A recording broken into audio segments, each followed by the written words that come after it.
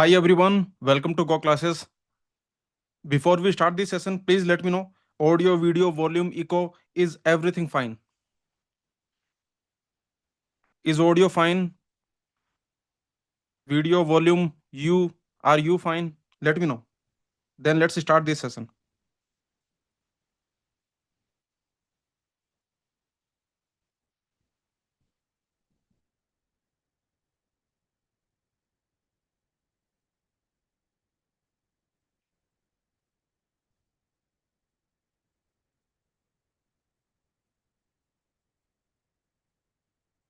Okay, so let's start now.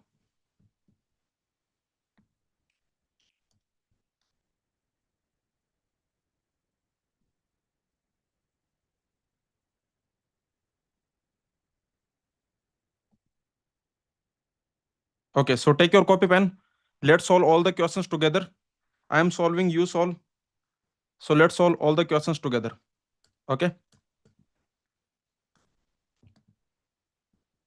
Hi everyone, welcome to Go Classes. In this session, we are going to discuss GATE CS All India Mock Test 2 solutions. So detailed solutions, the complete analysis we are going to do for each question. So this is part 1 of GATE CS AIMT2 detailed solutions. Before we start the solution, let me share with you some statistics, some data.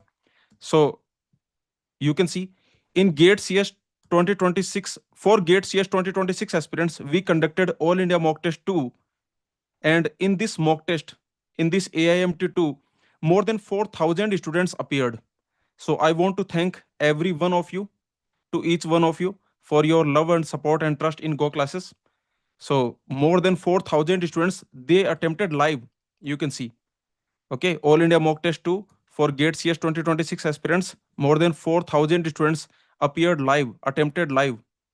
So I think this is a very huge number. I don't know whether it is some kind of record or not in the gate industry. It might be. I'm not sure, but it is definitely a huge number. More than 4,000 aspirants live, participants, more than 4,000 participants live across all over the India, attempting the same test at the same time. Okay, so I think this is a big number. So thank you thanks to every one of you. And let me tell you that in AIMT 1 this year for GATE CS 2026 aspirants, we conducted All India Mock Test 1, All India Mock Test 2. You can see in All India Mock Test 1, there were around 3,800 students, almost 3,800 students, they appeared live. And you can see in AIMT 2, more than 4,000 students appeared live. Okay. Let me share with you the next AIMT, the upcoming AIMTs. So you can see this is GATE CS All India Mock Test schedule. So already AIMT1, AIMT2, these are already over. And AIMT 3, 4, 5, these will be conducted on the Sundays. You can see every Sunday. Okay, so this schedule is very easy to remember. Every Sunday. So the next Sunday, 4th January, All India Mock Test 3 will be conducted. Then the next Sunday, then the next Sunday. Very simple. And also this is the GATE DA schedule. You can see for the GATE DA aspirants, for GATE DA 2026 aspirants, you can see All India Mock Test 2 that will be conducted on Saturday. Every Saturday, basically, it is very easy to remember every Saturday. Okay, so 3rd January, Saturday, and then after that, every Saturday. Also, many students were asking how can they attempt the All India Mock Test now? Because when you attempt the All India Mock Test live, if you are attempting live, then it is free for everyone. Okay, but if you missed it, if you could not attempt the All India Mock Test, then if you want to attempt, then you can enroll in the Go classes full length mock test package. So you can see we have we have launched this Go classes full length mock test package. In this package, you will get all the full length mock test, all the All India mock test AIMTs. Okay, so you can see for GATE CS, for GATE DA, for combo, for CS plus DA combo. So we have launched this full length mock test package. We have launched. How to enroll? Let me just quickly tell you. You just go to Go classes website. On the home page, you will find this button, this test series button. You will find. Okay, so you click here, and then you can see you will go to this page. on this page, you click here, you can see this is the mock test package. You click here, and then you can choose if you want to enroll for gate cs mock test, gate da mock test, or combo mock test, cs plus da combo mock test. So these three options you can decide and you can enroll. So in this package you will get all the mock test, all the all India mock test, all the full length mock test you are going to get. Okay, now let's start this session. Once we start this session, there will be no promotion, nothing. Okay, so just quick some promotion I have done. Okay, sorry for that. So now let's move on. Now we will discuss the detailed solutions of all India mock test 2 for gate cs 2026 aspirants. Okay, let's start now. Let's solve this question from the compiler design subject.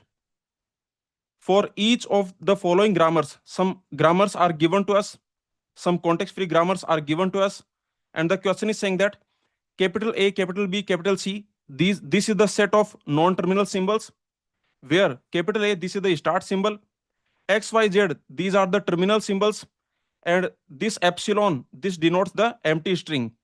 Which of the following grammars is or are LL1? The question is asking which of the following context-free grammars is LL1. So you can see 4 grammars are given to us, and we need to find whether they are LL1 or not. So tell me, if a grammar is given to you and the question asks you, is it LL1 or not, then how to check it? It's very easy. What you will do, you will make LL1 parsing table, and in the LL1 table, in the LL1 parsing table, if there is any conflict, what do I mean by conflict? In the table, if there is any cell which contains more than one entry, then we will say there is a conflict.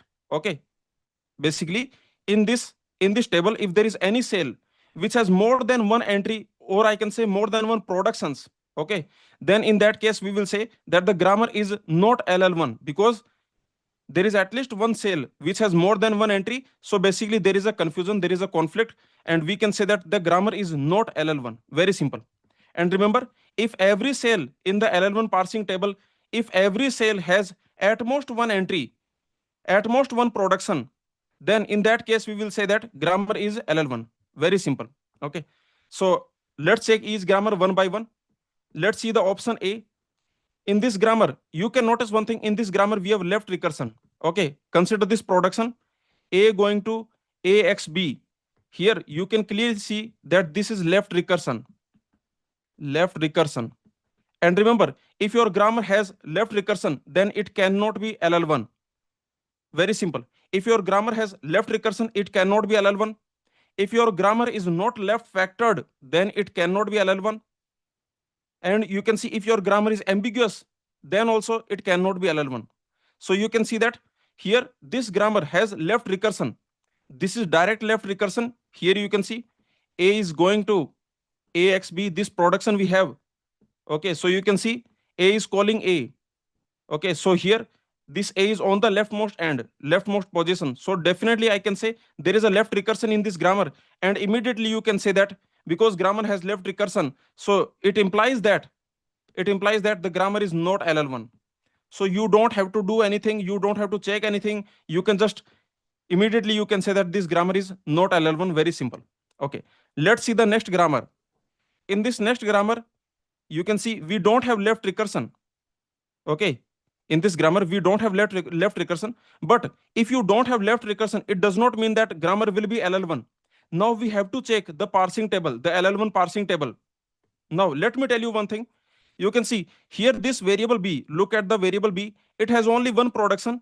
So from the variable B point of view, there will be no tension, I can say. Okay, because if you check the row of variable B in the parsing table, in the LL1 parsing table, if you see the row corresponding to this non-terminal B, then because this non-terminal B has only one production, so it cannot happen that in any cell, you have more than one production. Yes or no?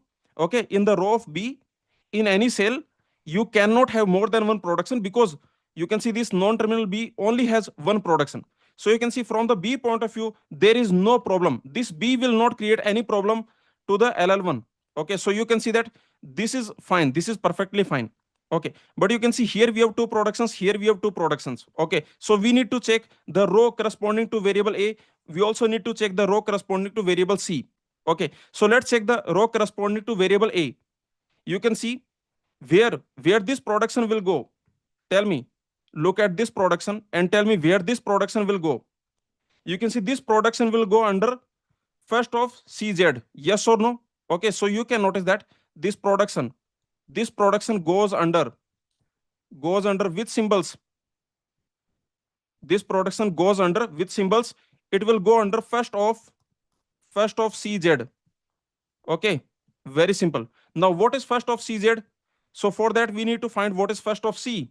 Yes or no? So you can see that first of C contains Y, also it contains epsilon. Okay, so if you see what is first of Y, first of capital C, what is first of capital C? So that will be Y comma epsilon. Okay, now let's see what is first of capital CZ.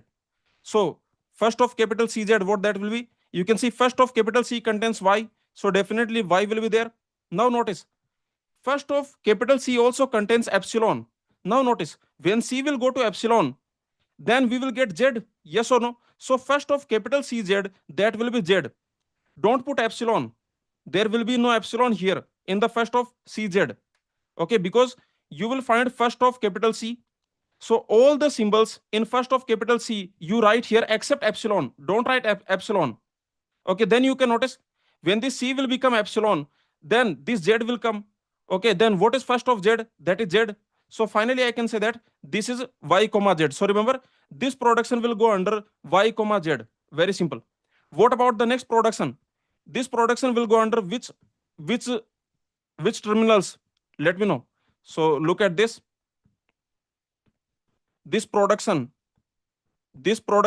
goes under which terminals? Very simple. That will go under first of XB. Okay, and what is first of XB? That is very simple. First of XB will be only X. Okay, yes or no? Because this is the terminal. So first of XB, that will only contain X. That's it. Okay, so you can notice that from this variable A point of view, there is no problem. This variable A is not creating any problem to the LL1 because this production is going under Y comma Z. This production is going under X. Okay, so basically there is no cell which contains more than one production. Yes or no? So definitely I can say that from A point of view also, I can say we have checked, and from A point of view also there is no problem. Okay, this is also a good boy. Now let's see the next. What about capital C? From the C variable point of view, is there any problem? Tell me where this production will go. This production will go under first of YA, and that is Y only. Yes or no? So very simple. Remember, this will go under Y. This will go under Y. That's it. And what about this C going to epsilon? What about this C going to epsilon? This production goes under what? Tell me. This production goes under follow of C. Yes or no? Okay, remember this production C going to epsilon. Okay, this production will go under follow of C, follow of LHS. Okay, so this will go under follow of capital C. Now we need to find what is follow of capital C. Okay, so let's see. You look at this grammar. In this grammar, you look at the RHS of all the productions and you find where is capital C. You can see there is capital C here. So what is follow of capital C? That is small z. Yes, there will be z. Next, you can see there is capital C here. So what is follow of capital C? You can see from here we got follow of capital C equal to z, and from here follow of capital C, that will be follow of B. Yes or no? That will be follow of B.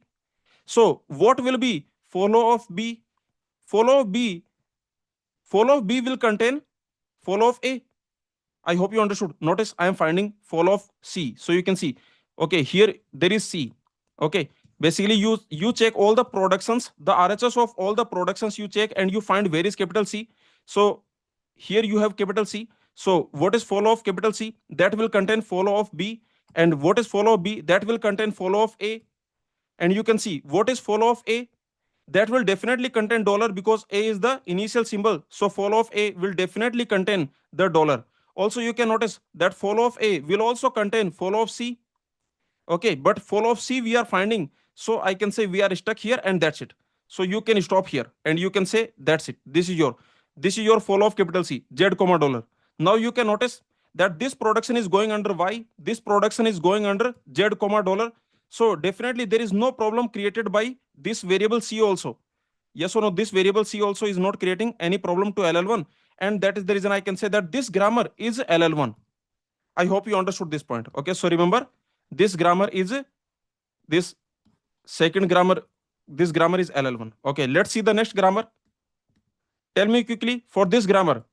You can notice that this variable C will not create any problem. Yes or no? Because there is only one production for C. So this will not create any problem to LL1. In the LL1 parsing table, this will not create any conflict. Very simple. Okay. But here, these variables A, comma B, they have multiple productions. So we need to check. Okay, you tell me, what about this production? This production will go under X. Okay, very simple. What about this production? What about this production? A going to BY. This production goes under which terminals? This will go under first of BY. Okay. And what will be first of BY? So first of BY will be, first you find what is first of B. First of B is Z. Okay. Of course, first of B is epsilon also. But remember, don't include epsilon. Okay. First of B is epsilon also. First of B contains epsilon. So you can see here, when this B will go to epsilon, then we will get Y. Okay. So Y. Now you can notice that this production is going under Z comma Y. This production is going under X. So there is no conflict. Okay. So I can say that this variable A is also not creating any problem in the LL1 parsing table. Okay. What about this variable B? Here you can see that this production will go under Z. Okay. This production will go under Z. What about this production B going to epsilon? This goes under this goes under follow of B. Okay, yes or no? This will go under follow of B. Very simple. Okay, so tell me, what is follow of capital B? You check the RHS of all the productions and you find where is capital B. There is capital B here. Okay, and what is follow of capital B? That is small y. Yes or no? That's it. Okay, so you can see this is the follow of capital B. And you can see this production will go under Y. Okay, is this clear? So remember, this production will go under Y and this production is going under Z. So this variable B is also not creating any problem in the LL1 parsing table. So I can say that this grammar is also LL1. Okay, this grammar is also LL1. Very simple. What about option D? In this option D, you can notice that this variable B will not create any problem in the LL1 parsing table because there is only one production for this variable B. So this is perfectly fine. Okay, look at this variable A. So variable A has multiple productions. So we need to check. You can see that this production will go under X. And you can see this production will go under Y. Because first of XB, that will be X. First of YAZ, that will be Y. So very simple, you can see this production going under X, this production going under Y. So this variable A is also not creating any problem in the LL1 parsing table. What about this variable C? You can see this production is going under Y. Okay, and what about this? What about this production? C epsilon. This production goes under what? Goes under which terminals? So this will go under follow of capital C. Follow of capital C. And what is follow of capital C? You check the RHS of all the productions and you see where is capital C. You can see there is C here. So this follow of capital C, it will contain follow of B. Yes or no? It will contain follow of B. You can see follow of B, that will contain follow of A. And remember, follow of A, that will contain dollar. Also, you can see that follow of A, that will contain Z also. So that's it. You can see follow of capital C, that is dollar comma Z. So I can say that this production will go under dollar comma Z and this production is going under Y. So you can see this variable C is also not creating any problem to the LL1 parsing table. Yes or no? So I can say that this grammar in option D, this is also LL1. Okay, that's it. So finally, what is the answer? The answer is this: option B LL1, option C LL1, option D LL1, and option A, that is not LL1. Okay, so finally the answer will be B, C, D. That's it. I hope you understood.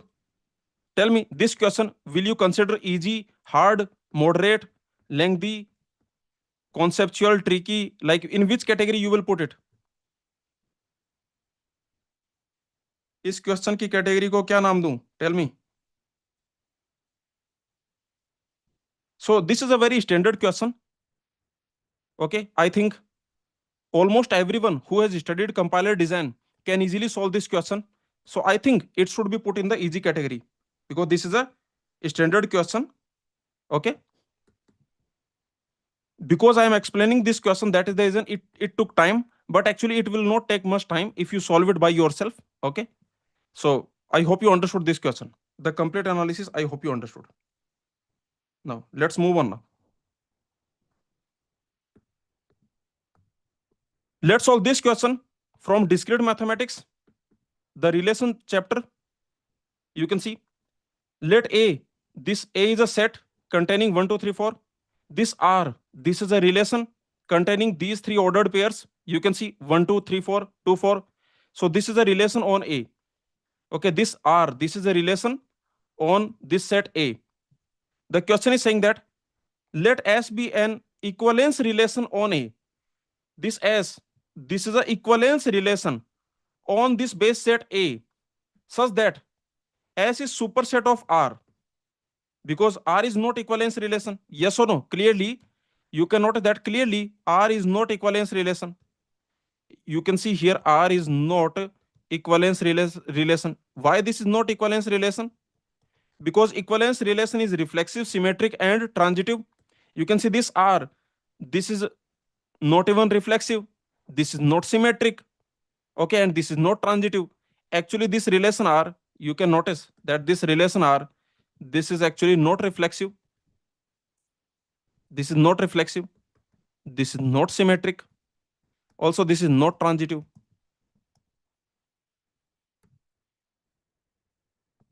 Okay, so the question is saying that S is a equivalence relation on this base set A, such that S is superset of R, and the number of elements in S, that is n. In this S, which is a equivalence relation on this base set, it contains total n elements and it is a superset of R. The question is asking what the minimum value of n, means we need to find the minimum size of a equivalence relation which is superset of R. This is what the question is asking. Okay, the question is asking minimum size of a equivalence relation which is superset of R. Very simple. Okay, so this question actually you can solve by multiple methods. Let me show you how you can solve this question by multiple methods. Okay, so let's see. Definitely every method will give you some intuition, or I can say some knowledge. So you can see that this is your base set. On this base set we have defined a relation. Okay, so this is a relation. You can see we have 1, 2, this ordered pair, 1 is related to 2. You can see 3 is related to 4, and you can see 2 is related to 4. Okay, so this is the relation. Now the question is saying that S is a superset of R. Okay, S is a superset of R, and also the question is saying that S is a equivalence relation. S is a equivalence relation on base set A. Okay, this is what the question is saying. Now let's see the method number 1, which is the most quick method, I can say. Method number 1, let's see. Notice one thing, that S is superset of R. So what can you say about S? Just tell me a simple point. S is superset of R. So S will contain these ordered pairs. Yes or no? So S contains 1, 2, S contains 3, 4, S contains 2, 4. Okay. Of course, S is a equivalence relation, so we need to add some more. Okay, because right now this is not reflexive, not symmetric, not transitive. So we need to add some more ordered pairs. We need to add. I know. Okay, I know that. But wait for a minute. Now you can notice that this relation S, this contains these ordered pairs, and you already know that S is a equivalence relation. Yes or no? S is a equivalence relation. So this equivalence relation S already has these ordered pairs. From these ordered pairs, what can you think about the equivalence classes? If S is a equivalence relation, then there will be equivalence classes also. Yes or no? If S is a equivalence relation defined on this base set A, then what this S will do? This equivalence relation will partition this base set into equivalence classes. the equivalence classes will be disjoint, and the union of equivalence classes will be equal to A, and the equivalence classes are non-empty. That is the property of equivalence classes. Very simple point. Any equivalence relation will partition the base set into disjoint equivalence classes. Okay, and you can see, what can you see about, what can you say about the equivalence classes? Equivalence classes of A with respect to S. So tell me, what are the equivalence classes of A with respect to this equivalence relation S? You can easily notice that this 1 comma 2 will be in the same equivalence class. Do you agree with me? Because 1 is related to 2. And remember, within a equivalence class, every element is related to every element. That is the definition of equivalence class. Yes or no?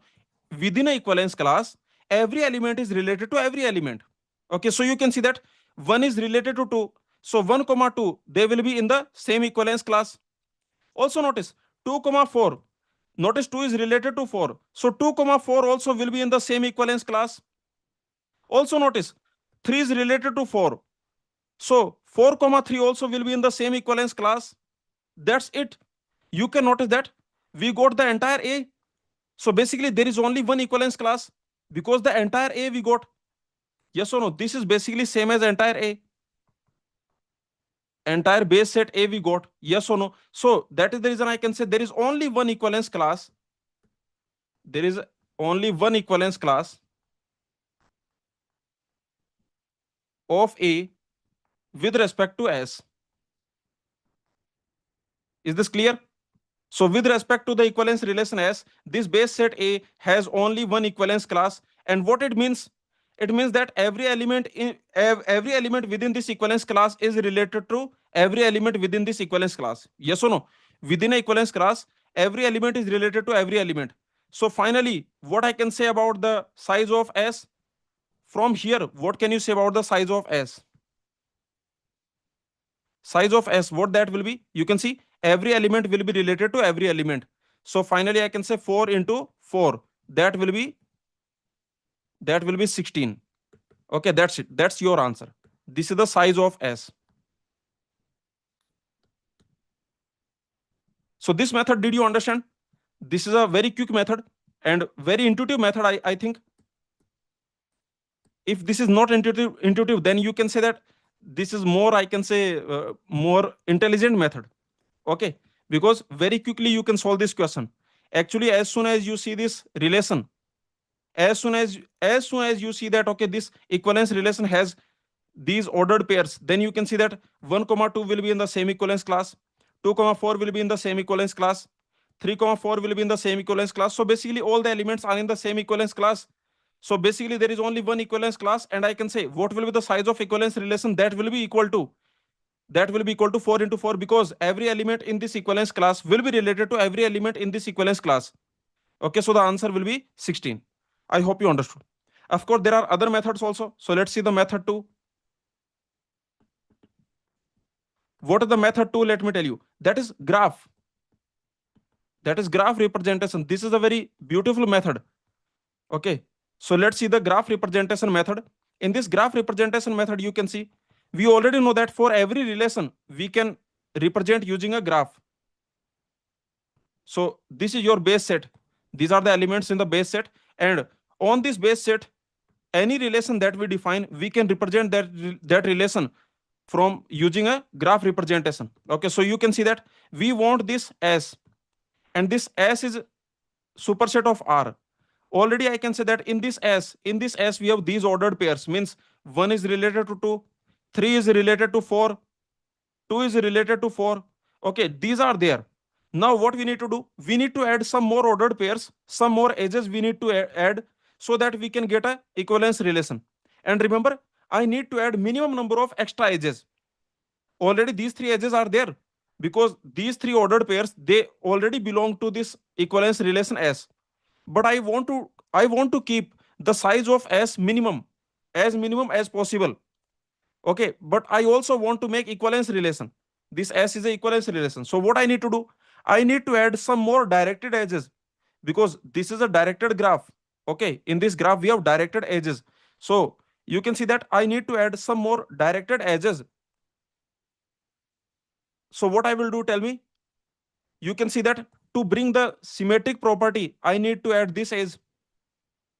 Okay. I need to add this edge from 2 to 1 to bring the symmetric property. Also notice, to bring the symmetric property, I need to add this edge also. To bring the symmetric property, I need to add this also, this edge also. So now the symmetric property is there. Okay. Also notice, equivalence relation is reflexive. So I need to add the self loops. Okay, yes or no? For every element in the base set, I need to add self loop, the reflexive pairs, so that I can bring the reflexive property. Now remember, the reflexive property is satisfied, symmetric property is satisfied. Now I need to satisfy the transitive property also. You can see 1 is related to 2, 2 related to 4. So 1 should be related to 4. Yes or no? So very simple, that 1 should be related to 4. Also notice 3 is related to 4. 4 is related to 2. So 3 is related to 2. Okay. Now notice one thing. I need to bring the symmetric property also. So because 1 is related to 4, so 4 will be related to 1. Okay, yes or no? Symmetric property also I need to bring. You can see 3 is related to 2. So 2 must be related to 3. Okay. What else? Now remember, now the symmetric property satisfied, reflexive property satisfied. What about transitive property? You can see 1 is related to 4, 4 is related to 3. Notice 1 related to 4, 4 related to 3. So 1 should be related to 3. Correct? 1 should be related to 3. Okay, and you can see that I need to satisfy the symmetric property. If I need to satisfy the symmetric property, then 1 related to 3, so 3 should be related to 1. Okay, so you can see that basically all the edges we have already put. Yes or no? We got this complete directed graph we got. Okay, this is the complete directed graph. All the possible edges we have already put. Now you can calculate how many edges are there. So this will be 16. Yes or no? So the answer will be 16. From here you can see that total we have 16 edges. And because we have 16 edges, so I can say that the size of S, that will be equal to 16 and 16. Okay, I can say minimum size of S, that will be 16. I hope you understood this point. Okay, so this is another method. Of course, there are some more method also. What you can do? The method number 3, you can use the set representation. I've seen many students, they use the set representation. You can use the set representation. In the set representation, what you will do? You will start with S. S already contains these ordered pairs 1, 2, 3, 4, 2, 4. Okay, then what you will do? First, you can add the reflexive pairs 1, 1, 2, 2, 3, 3, 4, 4. Reflexive pairs you can add. Then you can see symmetric property. You want to satisfy the symmetric property. Okay, so what you will do? 2, 1 you will add. 3, 4, 4, 3 you will add. Okay, then 4, 2 you will add. Yes or no? Now you need to satisfy the transitive property. Okay, so you can see 1 is related to 2, 2 is related to 4. So 1 should be related to 4. Okay. Now remember, to satisfy the symmetric property, you need to add 4, 1 also. What else?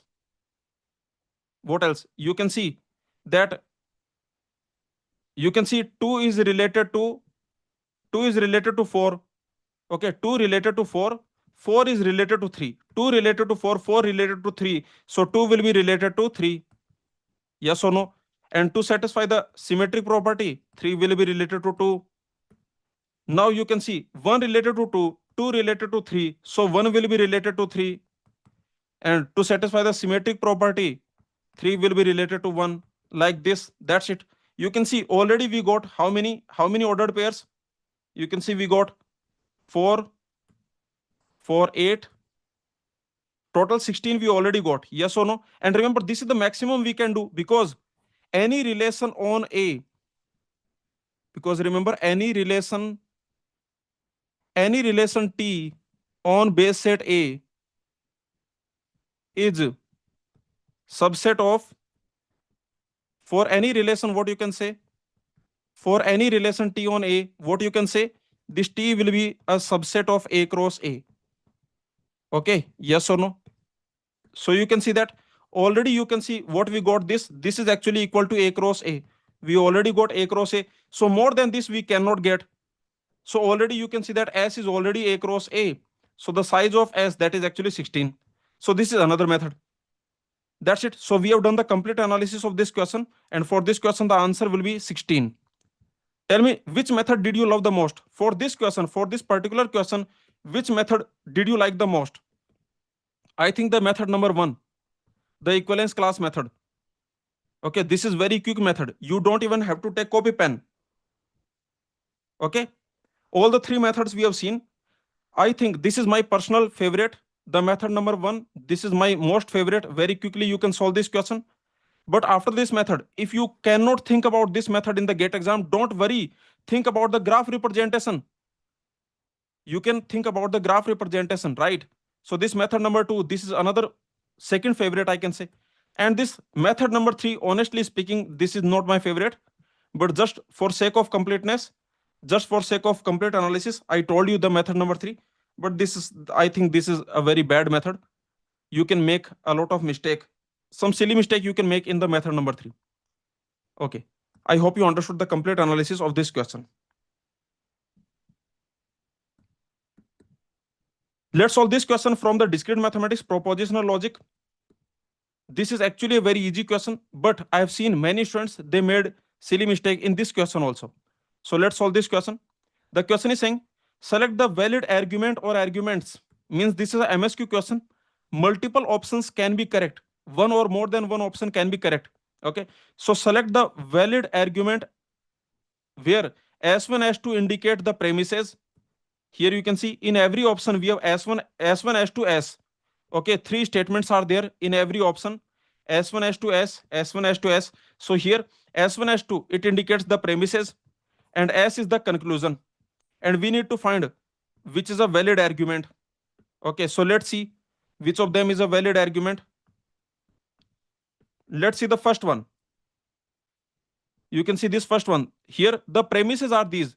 First, what I will do, these premises, or I can say this argument, this is in the English language. Yes or no? Right now, this argument is in the English language.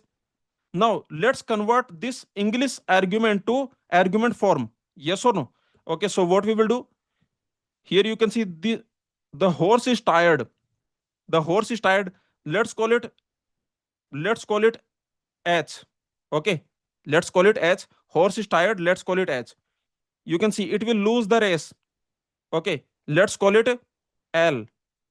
It will lose the race. Let's call it L. Now you can see what is this S2? This is saying that the horse is rested, and S is the horse won the race. Won the race means negation of L. Yes or no? Also, the horse is rested. What is this? This is negation of H. Now, let me tell you, some students, they were saying that in this question, it is not given that the negation of tired is equal to rested. This is what many students were saying. Let me tell you, you understand the context of the question. You can see in every option, you can notice the horse is tired, horse is rested, tired, rested, tired, rested. So basically understand the context of the question. It's not your English language question. Many students, they have started to, argue about the English language, that in the English language, the opposite of tired is not rested. Okay, this type of argument some students were giving, that the opposite, the negation of tired is not equal to rested in the English language. But actually you understand the context. This is propositional logic question. You understand the context here. Okay, you can easily see that the horse is tired, the horse is rested. So they are used as negation of each other. Okay, so context is all, understanding the context is also very important. I hope you understood this point. So remember here, and it's quite common sense. It's not something very, very hard to understand. It's not something that you can never deduce. Okay, this simple deduction you can do, that the horse is tired, then the negation will be the horse was rested. Okay, if horse is racing continuously, horse is racing, then horse is tired. Now the horse was rested. It simply means this is the negation of this. Okay, so this is simple context thing. I've said many times, if you have watched my lectures, You can see many times in the gate exam what happens. You have to read the question maker's mind. Okay, do you agree with me? In the gate exam, sometimes you have to read the question maker's mind, what the question maker was thinking. Okay, this happens in every gate exam. Every year, there are one, two question where you have to read the question maker's mind. Sometimes the question will be marks to all, but sometimes the question will not be marks to all. You have to read the question maker's mind. This will happen in only one, two question, but it happens every year. Out of 65 question, in one, two question, you definitely have to understand the context. You have to understand, you have to read the question maker's mind. Okay, now let's come back to this. So let's see this argument A. Is this valid argument or not? So here you can see we are saying, what are the premises?